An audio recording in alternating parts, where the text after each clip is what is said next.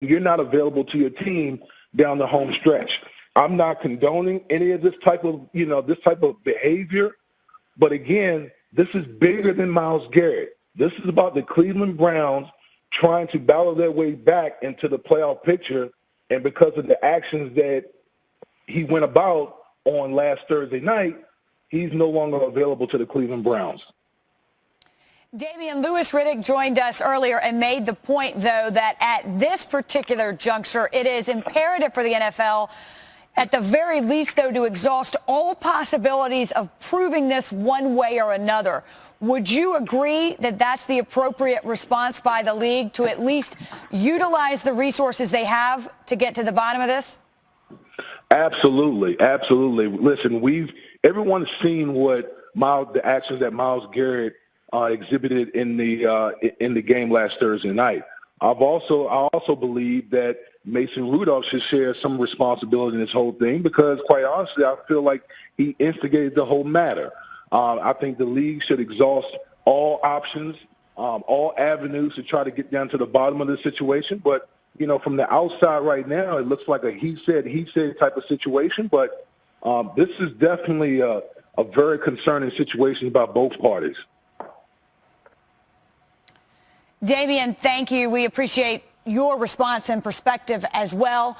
And again, as this news filters around the league, here is a tweet coming via The Athletic, Mark Kubali. Mason Rudolph will not talk today, but his teammates aren't happy with this news, calling it bogus. The news, if you're just joining us, is that in his appellate hearing on Wednesday, as part of his defense, in hopes of having that suspension reduced, Myles Garrett has alleged that prior to the incident last Thursday night, Mason Rudolph made use of a racial slur. Again, Mason is vehemently denying that, so at this point it is one person's word against another. Victor, both of you have been on the field. You've been a part of scrums. You've been in the heat of things. Is it probable that someone, somewhere, someplace would have heard this had it taken place? I believe so. I believe in the heat of the moment, if this is something that's happening during a trying time of the game or a high energy or high impact time of the game, like a tackle, like a sack, like a big play, like something along those lines, it's possible to hear things like that. I mean, and Rob can attest to this, you hear everything on the football field. You hear all types of things that go on, especially when things are thick and the game's, everything's on the line. It's the fourth quarter. You hear everything that goes on. So this is definitely something that could have happened. Now, did it happen is the question. Well, I think that's the important point here. It is certainly plausible that someone would have heard it. It doesn't mean it's impossible that no one did. Exactly. And so you're in a really difficult situation as you try to unravel this and obviously get to the right conclusion, which is, I think, what everybody would like to see. Yeah, because it's whatever that is. One man's word against another. But, I will say this. When you have a helmet on and you're in a stadium and there's a lot of people there, you can't whisper and you can't just say something to somebody like I'm talking to him with no helmets on. It's a little bit different. Mm-hmm. So, if they're a ref and, guys around the pile and they're wrestling, like you can't just, you have to say something with a little bit of substance. You got to have, some breath into it. So, look, I'm not saying he did or he did not say anything, but at this point it's hard to cast judgment either way because of the fact that we just don't know. Mm-hmm. And I don't know.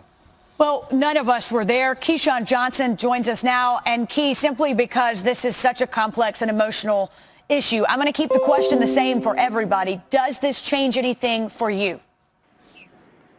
No, not the helmet striking at all. It doesn't change anything for me as far as that goes. If in fact those things were said, there's another way that you can handle it without hitting someone upside the head with a helmet. I mean, that doesn't change it. As hurtful as slurs can be, Wendy, I can deal with Mason Rudolph a different way. Trust me.